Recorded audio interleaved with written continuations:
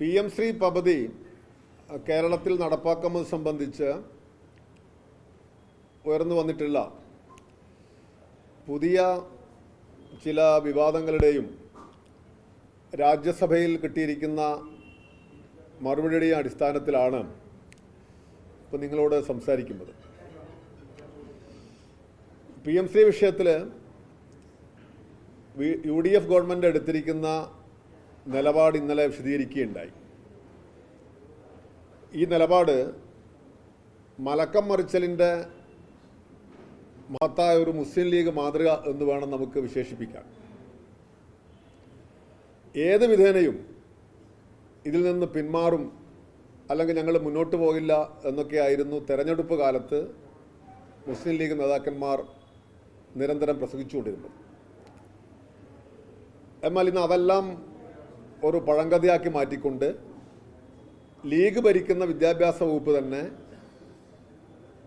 UDF തീരുമാനപ്രകാരം ഈ പദ്ധതിയുമായി മുന്നോട്ട് പോകുമെന്ന് പ്രഖ്യാപിച്ചിരിക്കുകയാണ്.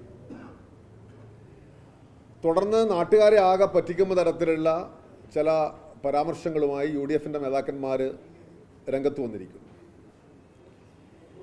PM ശ്രീ പദ്ധതിയിൽ MOU ആദ്യം ഒപ്പിട്ടതുകൊണ്ട് പിന്മാറാൻ കഴിയില്ലെന്ന വളരെ തെറ്റിദ്ധാരണാജനകമായ ഒരു വാർത്തയാണ് അവർ ഈ ദിവസങ്ങളിൽ പരത്താൻ ശ്രമിച്ചത്. പക്ഷേ 2 ദിവസം മുൻപ്, അതായത് 29-ാം തീയതി രാജ്യസഭയിൽ കേരളത്തിൽ നിന്നുള്ള UDF അംഗങ്ങൾക്ക് കൊടുത്ത ചോദ്യത്തിന് രണ്ടുപേരും ഒരേ ചോദ്യമാണ് ചോദിച്ചത്, ഏതാണ്ട് സമാനം. എങ്ങനെ ചോദിച്ചു എന്ന് എനിക്കറിയില്ല. അതിന് കിട്ടിയിരിക്കുന്ന ഉത്തരത്തിൽ നിന്ന് വളരെ വ്യക്തമാണ്. ഈ 2 ഉത്തരങ്ങളും UDFൻ്റെ കൺവീനറും ഇഷ്ടംപോലെ പുസ്തകം വായിക്കുന്ന കേരളത്തിൻ്റെ മുഖ്യമന്ത്രിയും ഒരു 5 മിനിറ്റ് എടുത്ത് വായിച്ചു നോക്കിയിരുന്നെങ്കിൽ ഇന്നലത്തെ അവരുടെ പത്രസമ്മേളനം ഒഴിവാക്കാമായിരുന്നു.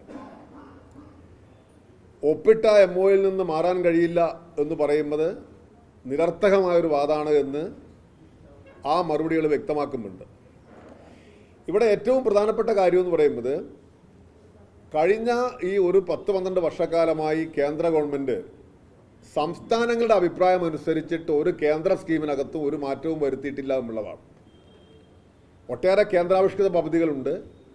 ആ പദ്ധതികളെ സംബന്ധിച്ച നിരന്തരങ്ങളായ പരാതികൾ സംസ്ഥാനങ്ങൾ ഉന്നയിച്ചിട്ടും അത് ഒന്നിൽ പോലും ഉൾക്കൊള്ളാനോ മാറ്റം വരുത്താനോ കേന്ദ്ര ഗവൺമെൻറ് ഇതേവരെ തയ്യാറായിട്ടില്ല. അപ്പോഴാണ് കേരളത്തിലെ UDF നേതൃത്വം പറയുന്നത് ഞങ്ങൾ ചില മാറ്റങ്ങൾ വരുത്താനൊക്കെ മുൻകൈ എടുക്കുമെന്ന്.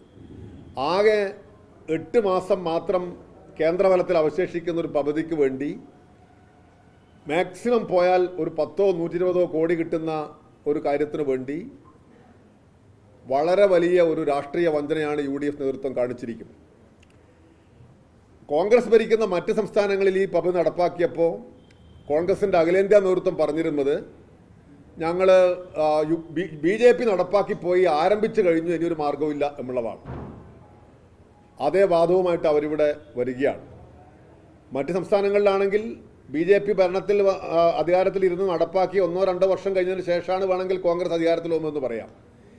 ഇത് നമ്മുടെ സംസ്ഥാനത്ത് ഈ പദ്ധതി നടപ്പാക്കിയിട്ടില്ല എന്ന് പല ഘട്ടത്തിൽ വ്യക്തമായി കഴിഞ്ഞു. കഴിഞ്ഞ LDF ഗവൺമെൻറ്റിൻ്റെ കാലത്ത് അത് സംബന്ധിച്ചൊരു നീക്കം നടന്നെങ്കിലും രാഷ്ട്രീയമായ കാരണങ്ങളാൽ ആ നീക്കം ശരിയാവണ്ണം ഉപേക്ഷിച്ചു. പിന്നീട് ആ പദ്ധതി കേരളത്തിൽ മുന്നോട്ട് പോയില്ല. ആ നില തുടരുന്നതിന് UDFന് എന്താണ് തടസ്സം എന്നാണ് അവർ വ്യക്തമാക്കേണ്ടത്. ചില്ലറ വെള്ളിക്കാശിന് വേണ്ടി ഒറ്റുകൊടുത്ത യൂദാസിൻ്റെ പാരമ്പര്യത്തെ അനുസ്മരിപ്പിക്കുന്ന രീതിയിൽ കോൺഗ്രസിൻ്റെ ഇതുവരെയുള്ള എല്ലാ അഖിലേന്ത്യാ നേതൃത്വത്തിൻ്റെയും രാഷ്ട്രീയ നയപ്രഖ്യാപനങ്ങളെ മുഴുവൻ വെള്ളത്തിലാക്കുകയാണ് ശ്രീ VD സതീശൻ്റെ നേതൃത്വത്തിലുള്ള സർക്കാർ ചെയ്തിരിക്കുന്നത്. കോൺഗ്രസിൻ്റെ അഖിലേന്ത്യാ നേതാവായിരുന്ന മുൻ മധ്യപ്രദേശ് മുഖ്യമന്ത്രി, അദ്ദേഹത്തിൻ്റെ നേതൃത്വത്തിലാണ് ഇത് സംബന്ധിച്ചിട്ടുള്ള വലിയ ഒരു വിദ്യാഭ്യാസ വകുപ്പ് സ്റ്റാൻഡിംഗ് കമ്മിറ്റിയാണ് അത് സംബന്ധിച്ചിട്ട് PMC സംബന്ധിച്ച ആദ്യത്തെ അഭിപ്രായ വ്യത്യാസം പുറത്തു കൊണ്ടുവന്നിരുന്നത്. പിന്നെ അദ്ദേഹം നേരത്തെ രാജ്യസഭാംഗമായിരുന്നു. ഇപ്പോൾ ആ നിലപാടുകളെ മുഴുവൻ മാറ്റിവെച്ചുകൊണ്ടാണ് കോൺഗ്രസിൻ്റെ ഭരിക്കുന്നൊരു സംസ്ഥാനത്ത് ഒരു സംഘപരിവാർ അജണ്ടയുമായിട്ട് മുന്നോട്ട് പോകുന്നത്. അത് വിദ്യാഭ്യാസ രംഗത്ത് മാത്രമല്ല, എല്ലാ രംഗത്തും ഈ സംഘപരിവാർ അജണ്ട ദൃശ്യമാണ്.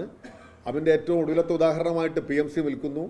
സാമാന്യമായ നാണവും മര്യാദയും ഒക്കെ ഉണ്ടെങ്കിൽ ഈ രാഷ്ട്രീയ കേരളത്തോട് ഇങ്ങനെ നുണ പറഞ്ഞതിന് മിനിമം മുസ്ലിം ലീഗ് കേരളത്തോട് മാപ്പ് പറയുമെങ്കിലും വേണം ഒരു പാർട്ടി എന്നുള്ള നിലയിൽ. അത്ര ഗുരുതരമായ നാണം കെട്ടൊരവസ്ഥയിലാണ് അവർ ഇന്ന് എത്തിച്ചേർന്നിരിക്കുന്നത്. അപ്പോൾ അതുകൊണ്ട് ഈ വിഷയത്തിനകത്ത് UDFിൻ്റെ വാദങ്ങളെല്ലാം പൊളിഞ്ഞിരിക്കുന്നു. ഞങ്ങൾ കോൺഗ്രസ് അഖിലേന്ത്യാ അധ്യക്ഷനും കോൺഗ്രസ് നേതൃത്വത്തിനും ഇത് സംബന്ധിച്ച് ഒരു വിശദമായ കത്തെഴുതണം എന്ന് വിചാരിക്കുകയാണ്. ഇങ്ങനെ നാട്ടുകാരെ പറ്റിക്കുന്ന രീതിയിൽ ഒരു നിലപാട് പറയുകയും അധികാരം കിട്ടുമ്പോൾ മറിച്ച് ഒരു നിലപാട് സ്വീകരിക്കുകയും ചെയ്യുന്നു എന്നത് വളരെ അപമാനകരമാണ്.